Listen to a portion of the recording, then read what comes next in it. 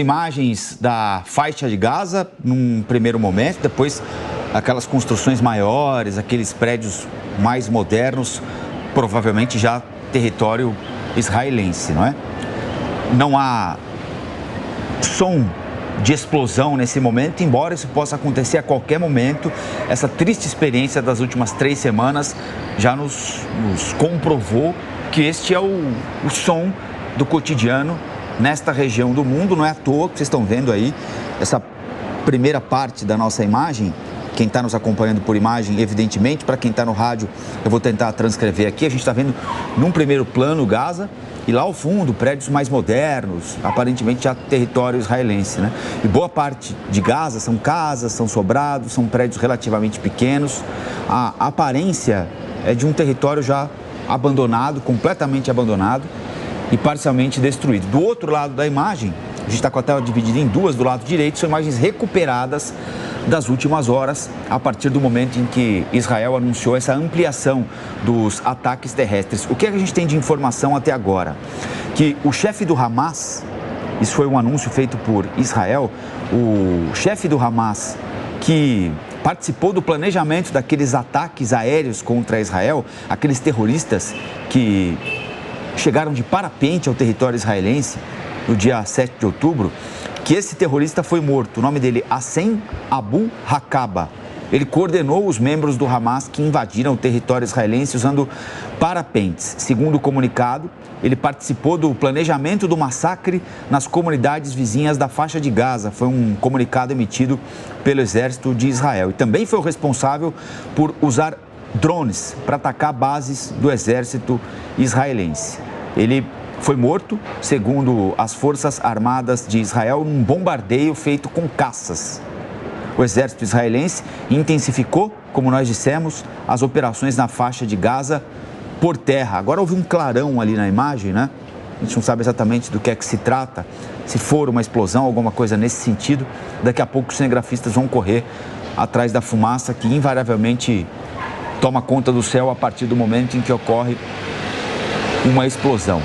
Bom, a incursão por terra na faixa de Gaza tem como objetivo destruir pontos que o Hamas usa ou para concentração de combatentes, ou para concentrar munição, guardar munição, ou locais onde os terroristas do Hamas circulam. E um meio muito utilizado de circulação pelos terroristas do Hamas são os túneis.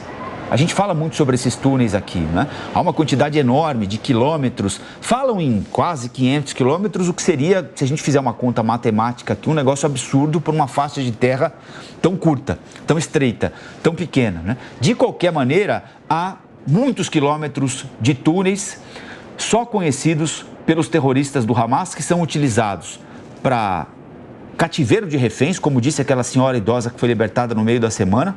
Ela ficou num dos túneis e, claro, para trânsito dos terroristas. O Marcelo Favalli preparou uma reportagem para a gente que conta como isso torna ainda mais complexa a operação das forças terrestres do exército israelense naquela região. Uma quantidade enorme de túneis, como a gente dizia agora há pouquinho, um terreno extremamente edificado, muita gente, muito prédio, muito sobrado, muita casa, muito entulho dos imóveis já detonados pelas bombas num pedaço de chão muito pequeno. Isso torna o cenário absolutamente inóspito, mais inóspito ainda para o exército israelense. Vamos acompanhar o que o Favalli preparou para a gente.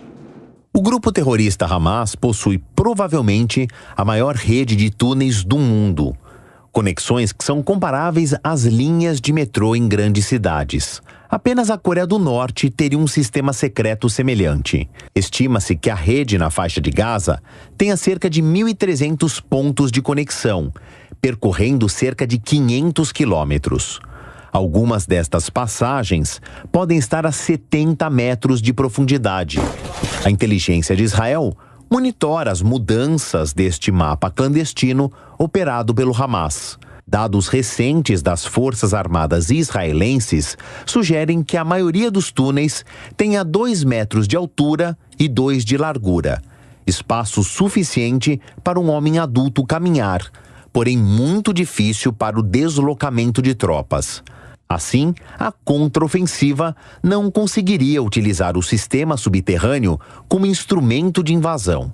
As galerias a serviço do Hamas são de alvenaria, iluminadas e com ventilação. Especialistas em táticas de guerrilha apostam na possibilidade dos mais de 200 reféns estarem sendo mantidos no sistema de túneis, até para os proteger dos bombardeios de Israel.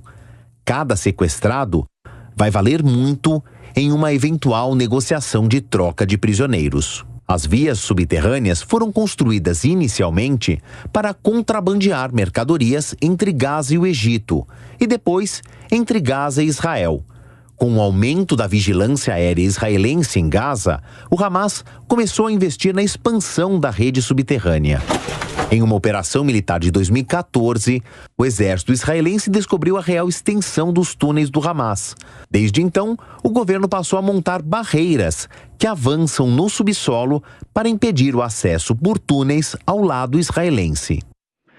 Pois é, os túneis que você acompanhou agora por imagem, para quem está acompanhando a gente pela TV, pelas plataformas digitais, e para quem está apenas nos ouvindo, nos acompanhando pela Rádio Jovem Pan, esses túneis são talvez a maior preocupação ou uma das maiores preocupações de Israel, pelo potencial que tem de agravar e de prejudicar ainda mais o avanço das tropas israelenses pelo território da faixa de Gaza.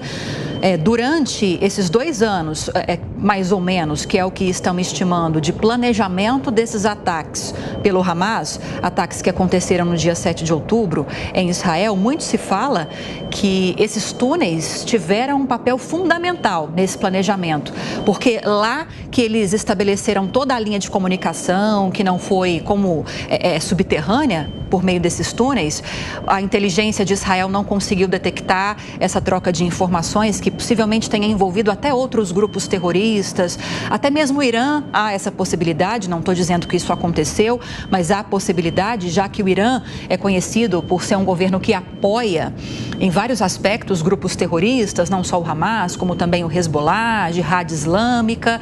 Então, como esse planejamento, que possivelmente tenha levado uns 2 anos para esse ataque que aconteceu no dia 7 de outubro, se desdobrou, aconteceu muito nesses túneis, nessas cidades subterrâneas, a grande preocupação de Israel é justamente esses pontos, né? Essas cidades subterrâneas que estão abaixo do solo da faixa de Gaza, muitas vezes embaixo de escolas, como a gente tem ressaltado aqui, de hospitais. Há essa suspeita, com base em informações de inteligência de Israel, de que há uma grande estrutura, um centro de comando de operações embaixo do hospital Al-Shifa, na faixa de Gaza, na cidade de Gaza, que fica ao norte da faixa de Gaza, um dos hospitais mais importantes desse território.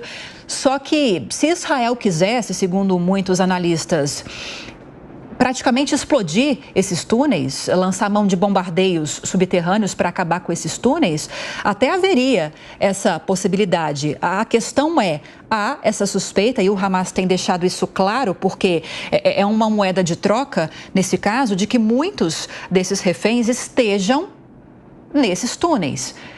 E propositadamente, porque dessa forma o governo de Israel, o exército israelense, fica com receio de implodir, de acabar com esses túneis, porque há essa perspectiva de que boa parte desses reféns, se não todos os 229 reféns, estejam nessas cidades subterrâneas, nesses túneis. O Hamas fala em 250 reféns, o governo de Israel confirmou ontem esse número de 229, de qualquer forma são muitas pessoas, mulheres, crianças, idosos, que estão sob a mira dos terroristas, que estão sob o comando do Hamas. A gente mostrou agora há pouco, eu vou ver se a gente consegue repetir essa imagem, dos tanques de guerra de Israel percorrendo a fronteira com a faixa de Gaza, conseguindo entrar no território da faixa de Gaza desde quinta-feira.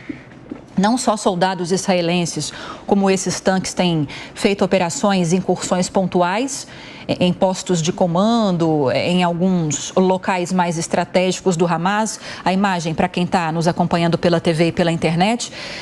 Soldados israelenses têm feito essas incursões não só a pé, claro, mas também como esses tanques, eles realizam as operações as quais eles são designados a realizar e voltam já para o território de Israel. Um vídeo divulgado pelos militares israelenses, inclusive esse que a gente mostrou há pouco, mostra esses tanques na faixa de Gaza nesse sábado, né? Israel está intensificando essas operações, mas em relação a essas operações de sábado, não há muitos detalhes sobre o que efetivamente foi feito nesses solos, né, nesse território da faixa de Gaza. Há essa possibilidade de 150 alvos do Hamas terem sido acometidos, como Israel informou, mas não há muitos detalhes sobre esses pontos que teriam sido atingidos. O grupo terrorista, inclusive o Hamas, tem dito que alguns combates entre soldados de Israel e de terroristas do Hamas têm acontecido em meio a essas incursões pontuais, ali na região próxima à fronteira da faixa de Gaza, mas dentro desse território da faixa de Gaza. Não há uma confirmação sobre esses combates pelo governo israelense, pela defesa de Israel, mas é o que argumenta o Hamas. Algumas trocas de agressões já, combates em solo da faixa de Gaza têm acontecido entre combatentes do Hamas e combatentes de Israel, né, Colombo? Lembrando que há um apagão nesse momento em Gaza, desde ontem, aliás, não há mais comunicação com Gaza, não há mais possibilidade de nenhuma espécie de transmissão pela internet, todo o sinal de internet desapareceu, não há mais nenhuma possibilidade de conexão por telefone, toda a capacidade de estabelecer uma conexão telefônica com qualquer ponto de Gaza desapareceu, não há sequer contato com os funcionários da Organização das Nações Unidas, da Organização Mundial da Saúde. O Brasil perdeu contato com 34 brasileiros e brasileiras, ou gente com dupla cidadania, ou gente com outra nacionalidade que pretendia voltar com os brasileiros para cá, para a América do Sul. O Brasil não tem mais contato com essas pessoas, o Itamaraty perdeu o contato, obviamente, porque toda a conexão com essa região foi desligada ontem a partir do momento, ou poucos momentos antes, da intensificação da invasão terrestre por Israel da faixa de Gaza. A gente ainda não está assistindo, aparentemente, aquela entrada tão esperada do ponto de vista negativo, né? Gerada uma expectativa ruim, uma ansiedade ruim, porque sabemos que será inevitável um banho de sangue a partir do momento em que Israel, para ambos os lados, né? A partir do momento em que Israel entrar e ficar em Gaza. Mas nós estamos assistindo a uma incursão já um pouco mais demorada. Nós dependemos essencialmente nesse momento aqui das informações que chegam pelo Exército de Israel, porque não há outra fonte de informação.